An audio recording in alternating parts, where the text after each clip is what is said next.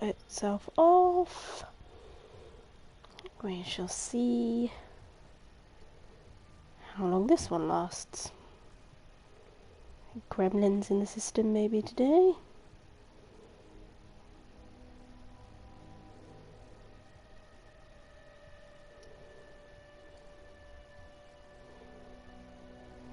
Let's set this back up.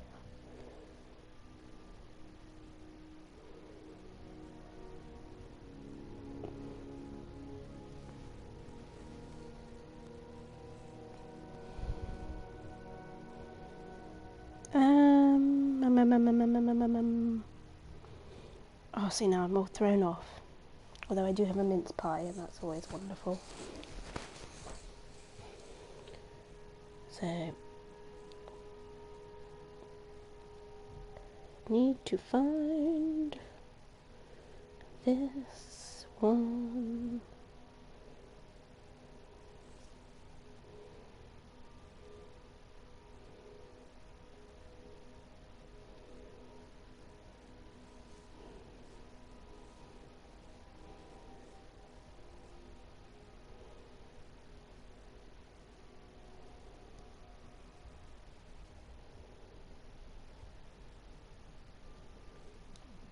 So, let's figure out where we were again. Oh, we have some things in the inventory. A new belt. Not as good as the one I'm wearing though. Outfits for Jacob. An Edward outfit. An Ezio outfit. I think I've already seen them. That keeps them. So we are looking for the entrance to the secret passage. I have come at this from the completely wrong end. Whoa. Did you hear that?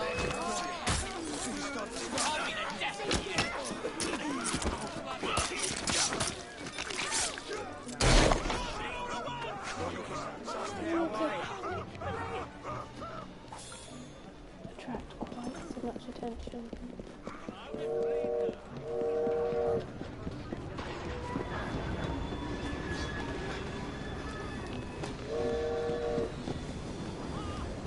Look at this.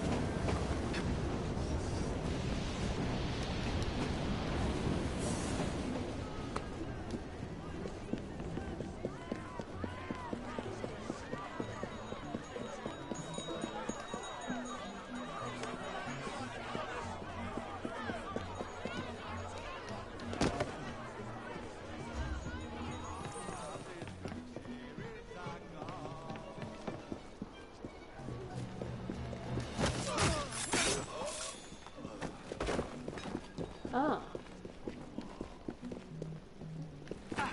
Oh, sorry. Well, I've only got one. Where are the other two? Honestly. Manage your... Well, I thought it was already on my dashboard. Oh, technology today. It's not liking me.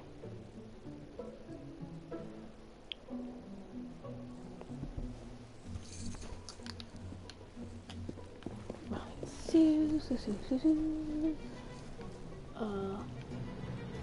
Which direction? This way? No, that was the wrong choice.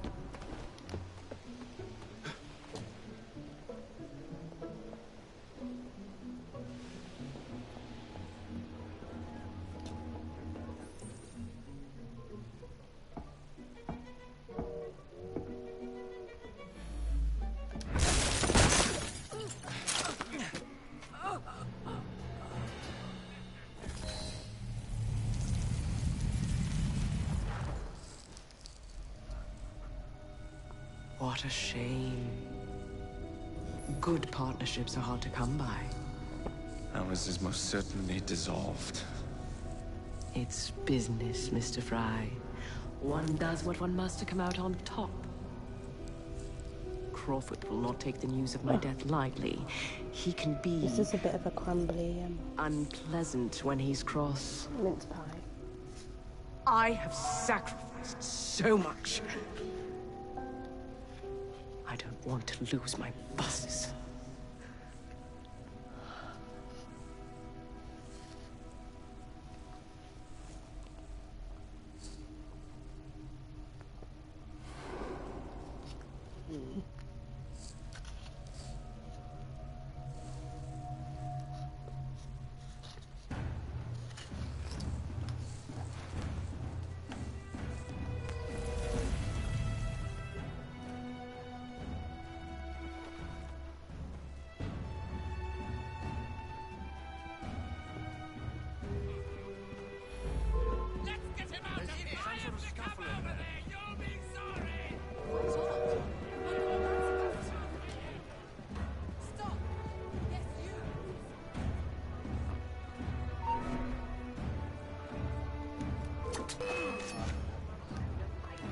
No one will find your body.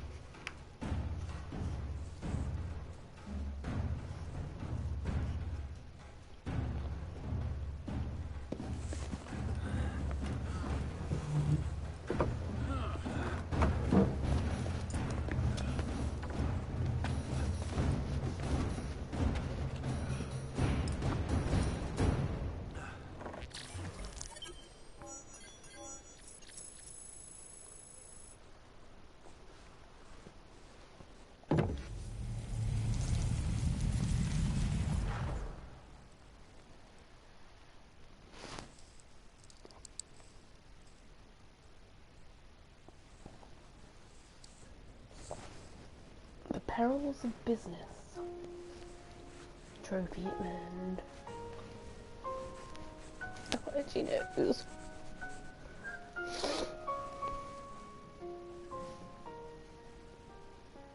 I'm pretty sure Starrick's about to lose his mind.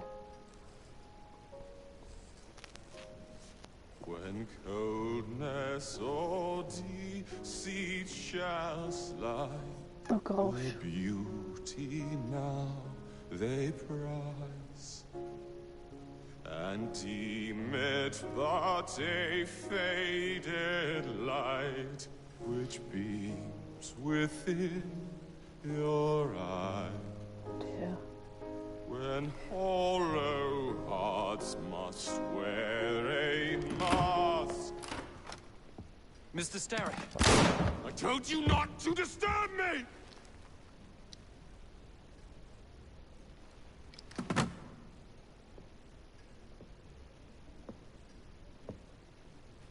Till break your own to see. In such a moment I but ask that you remember me. That you remember me. Crawford, luster stripped by the hands of that savage. He must be brought to justice. Pearl would not want justice. Pearl would want vengeance. Passion is most welcome, Miss Thorne. But we cannot let our emotions disrupt the lawful structures of society. If we do that, the enemy wins. It shall happen in the shadows. Miss Fry will hang from the gallows, and I will flay her brother as he comes to save her. I suppose it must be done. Take no chances. Increase the Templar presence in London. We alone protect this city of light. Yes, Crawford. And then we shall enter the vault and cast aside the shadows together.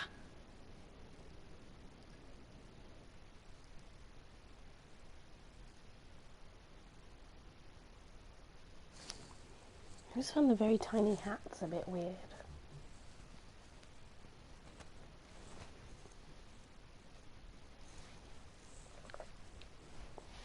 Look comical. Oh my word. Okay, so I think that's sequence 5 done. Now we are on to sequence 6. A run on the bank. Having uncovered her master plan, Jacob assassinated Pearl Atterbury and recovered the internal combustion engines from the Templars. Now, a mysterious letter leads Jacob to a plot that could put all of London's gold in jeopardy, while Evie forms a new plan to strike back at Lucy Thorne and reclaim the key to the Shroud of Eden. Dun, dun, dun. What have we here? Boiler. This Dredge character's meddling will be the death of us. He was loitering around the exchange today, asking far too many questions about the bank. Should he discover my plan, you will face a far worse fate than losing your job. Signed, Plutus. So this Plutus is Starrick's banker. I wager Dredge will lead me to him. While you're out and about, do attempt not to destroy modern medicine or the London Transportation Network. Don't make me laugh. Innocent lives hang in the balance. They depend on this city. I'm not the one who let Lucy Thorne walk away. A mistake I intend to rectify immediately.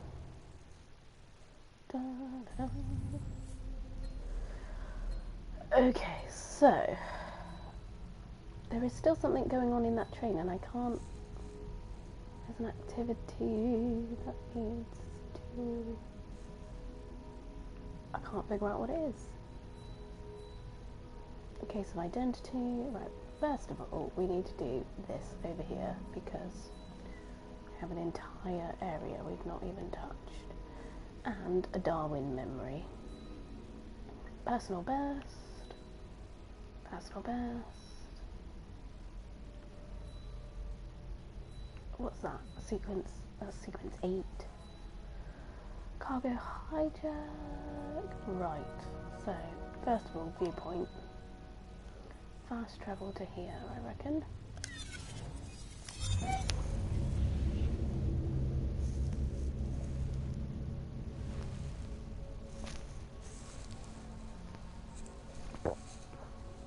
Actually, my head looks very, very red in this camera. I reckon I should do it that colour next time.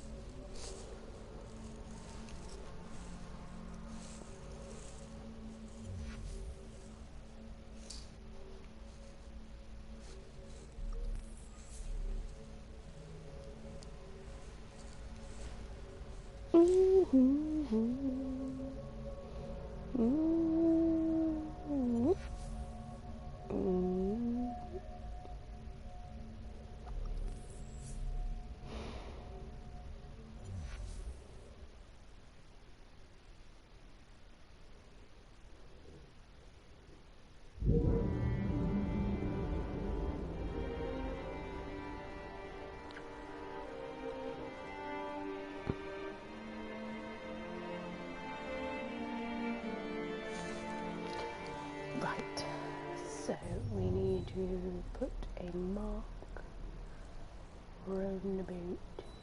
Oh, hang on, is there only one? No, there's 2 viewpoints and they're all in. Oh, I could have just fast travelled there. Good grief.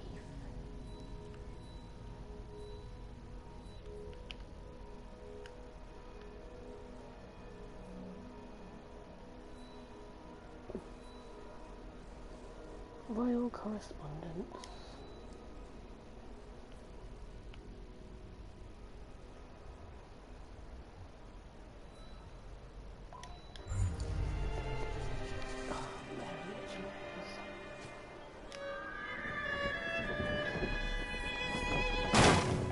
Oh, a new database entry.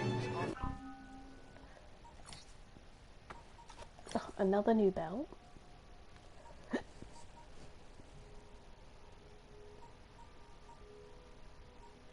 I want to go back to playing Evie actually. R3.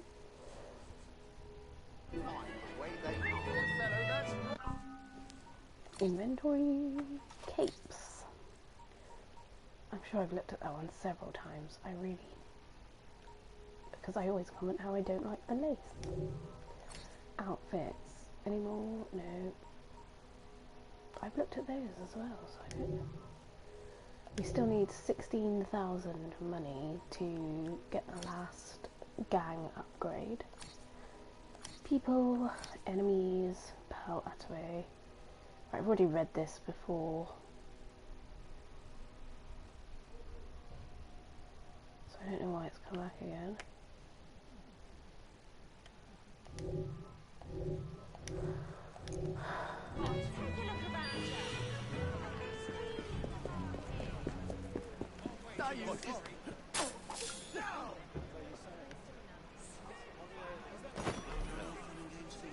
About a person. And we're still trying to go this way, aren't we? Bloody marvellous! Thanks a lot! Oh, sorry. Oh. Be on your guard. Alright then. Excuse my random non-accents. Any more would like to join here? Climb up.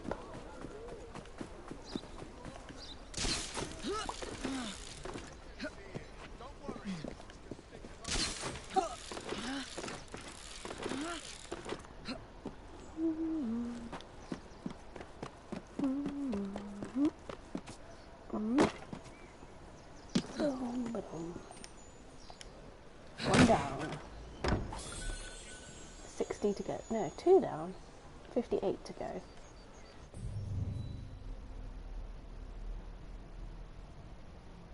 Right, let's make our way to the viewpoint. So if we go this way and collect the chests as we go.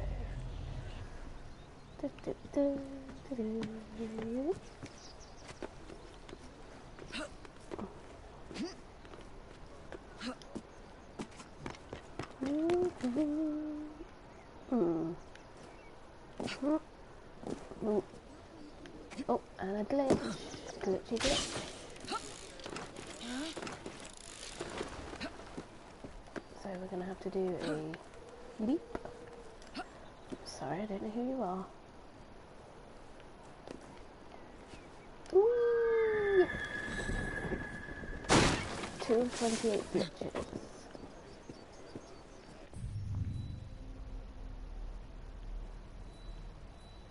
Oh, we're still...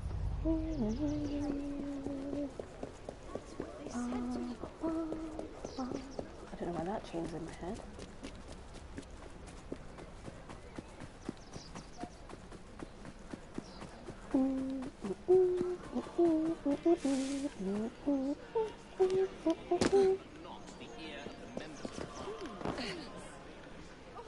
Stairs?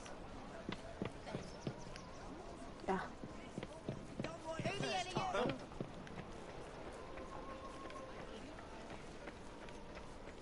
I am no one.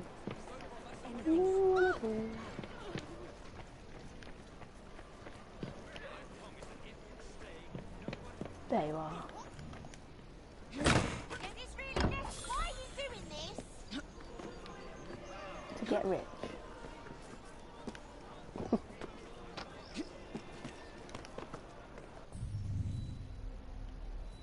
royal correspondence is over there.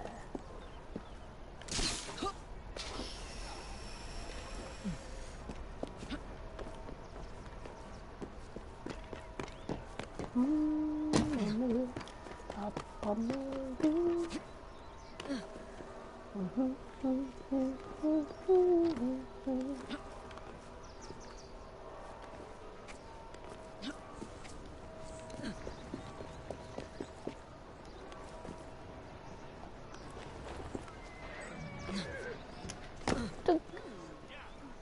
Good afternoon. Who's taking this letter? Oh, so I've already got 2 lots of royal correspondence. Collectibles, royal correspondence. So we had. Oh no, I've already read the Fitzroy one. December the 19th, 1867. General Grey. General Grey presents his humble and most devoted duty to your Majesty. He has shrunk from with a reluctance beyond words to express, from saying anything to alarm your Majesty, and if he spoke on the subject yesterday, it was only in obedience to Mr. Hardy's opinion that he ought to do so. But in what he said yesterday, he said perhaps less than he ought to have done, for he feels that, with a view to your Majesty's safety, it is absolutely necessary that your Majesty should be under no delusion as to the designs which are harboured against your Majesty, or as to the peculiar facility which Osborne affords, in spite of the utmost watchfulness for carrying them into execution. Crimes such as those contemplated cannot easily be perpetrated in crowded thoroughfares, or where there is a large population, and the most unsafe places for your Majesty at this moment are those where the population is most thin and scattered. General Grey said this with much pain and reluctance, for he knows how it will jar against your Majesty's feelings and tend to disturb your Majesty's comfort, but he would be utterly unworthy of the confidence your Majesty has reposed in him if he hesitated now, even at the risk of incurring your Majesty's displeasure, in saying what he believes the case for your Majesty's precious safety requires. He shrunk yesterday from telling your Majesty the full extent of the information received with respect to the designs against your Majesty. He now sends for your Majesty's perusal the note he received from Mr. Hardy after he had seen him on Tuesday, and in answer to one that General Grey wrote to ask if he thought it necessary that your Majesty should be informed of the designs against your Majesty in Majesty's person. He also sends the letter he has this morning received from Mr. Hardy, as well as one from the Duke of Buckingham, corroborating the information received at the Home Office. Also one from the Duke of Cambridge, enclosing an anonymous letter, evidently written in good spirit, warning him of the designs against your Majesty, which, it is added, they are only waiting for rendering the services of the military in and about London more immediately available in the event of incendiary fires, which appears the form of outbreak most to be apprehended. Lord Derby had written thus far, and was about to bring under your Majesty's notice the painful and alarming reports which have been received of designs against your Majesty's person, when he received a letter from General Grey, informing him that he had felt it to be his duty not to shrink from laying before your Majesty the intelligence itself, which, received in the first instance by telegram from Lord Monk, has since been confirmed in several respects from various quarters. As your Majesty will see, the Duke of Buckingham tomorrow. Lord Derby abstains from detailing the measures which your Majesty's servants have taken for guarding against the particular danger thus indicated, in which moreover his Grace has taken a prominent part. It is indescribably painful to him to acknowledge even to himself that so fearful a crime should be contemplated, but disposed as he is to disregard mere rumours of such threatened atrocity against your Majesty, or your Majesty's servants, of which there have been abundance, he cannot shut his eyes to the conviction that such schemes are in serious contemplation, and that the determination of a few resolute and desperate men to effect them, at the hazard of their own lives, requires the utmost vigilance to defeat them, and even that may prove insufficient. Lord Derby would hardly venture to write thus openly if he were not aware that your Majesty is inaccessible, perhaps even, if he may be permitted to say so, too much so, to personal apprehension, but he trusts that he may be allowed most respectfully but most earnestly to represent that it is a duty which your Majesty owes to many millions of loyal subjects not to expose unnecessary risk a life so incalculably, oh dear, valuable to the country, and he cannot but concur in the opinion. There's a lot of words, it's very wordy. And he cannot but concur in the opinion which he knows has been submitted to your Majesty by General Grey, that few places could afford such facilities as Osborne. To such a design as is, he fears with too much truth entertained. Of course, as long as it is your Majesty's pleasure to remain there, every precaution that can be taken will be taken, both by land and sea, to provide for your Majesty's safety.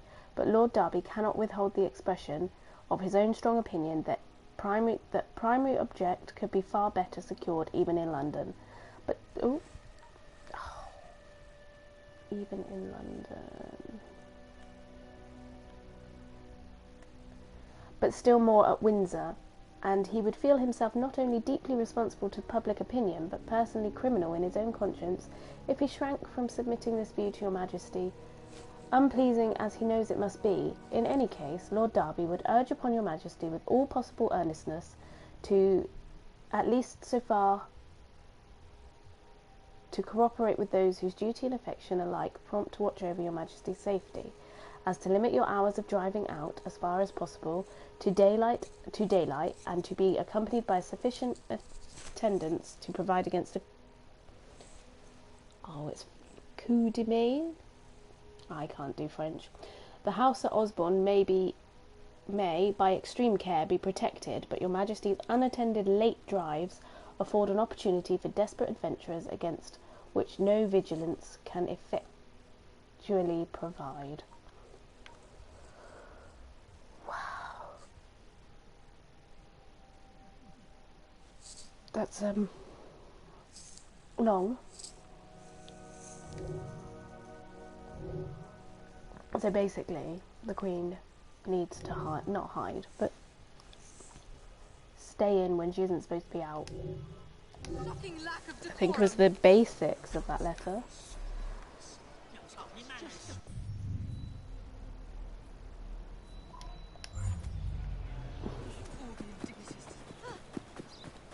Yeah, going the wrong way. We're the park. Ah!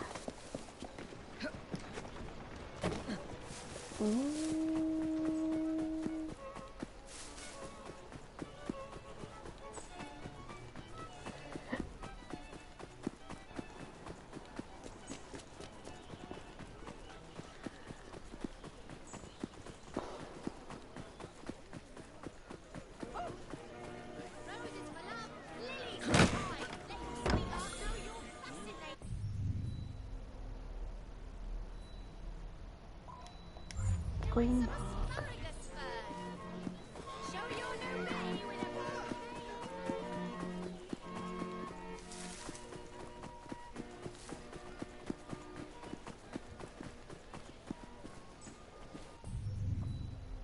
Oh, I thought there was a... Oh, it's here. Oh, dear.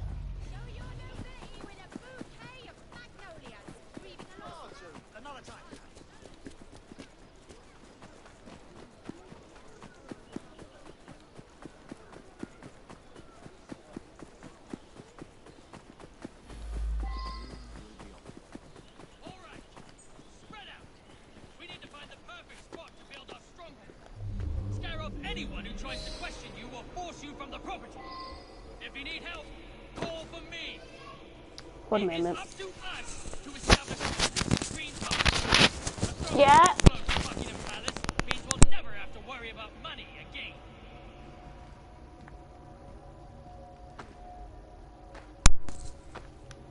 Okay. Apparently, it is dinner time, so I'm going to go to the viewpoint. And I'm going to stop there and come back in a little bit. Because then I will know where I'm up to. Oh, I feel like I shouldn't really be in here. Ooh, beef eaters.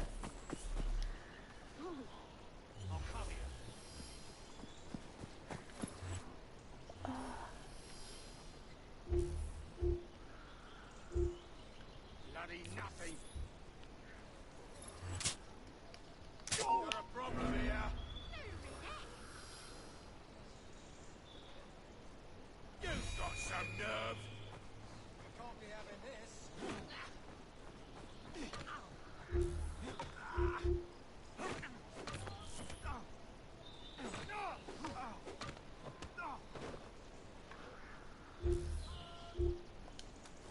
Mind you, I heard they're paying good money at the College of Medicine.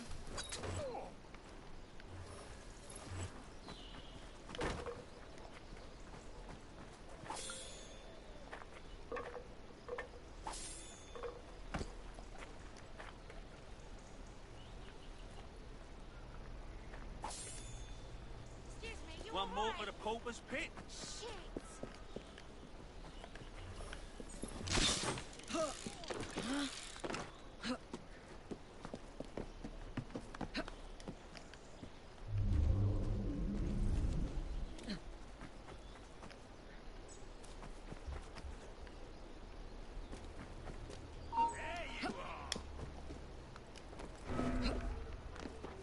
Yeah, I'll be down there now.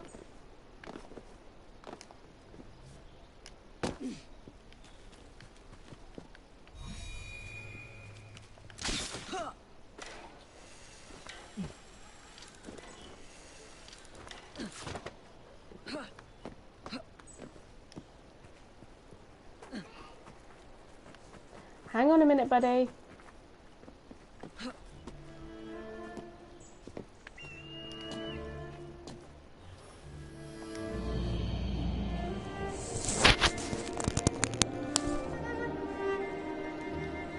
Okay.